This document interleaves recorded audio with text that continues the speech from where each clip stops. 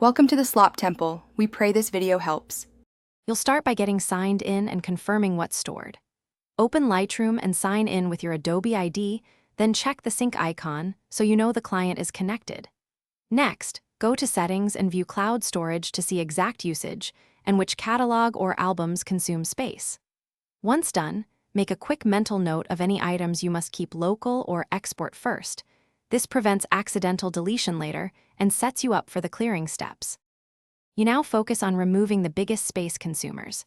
Use filters like Folder, Album, or the All-Synced view to surface large batches. Sort by file size or recent imports to prioritize.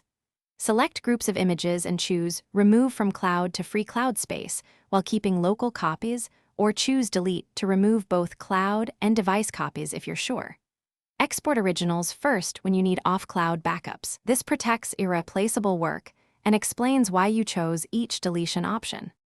Finish by emptying the deleted photos or deleted items bin inside Lightroom so cloud space is actually reclaimed.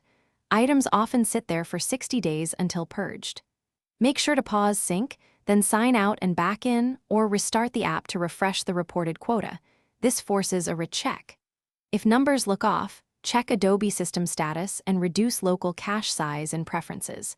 If something goes wrong, restore from exported originals or contact Adobe support with your sync logs.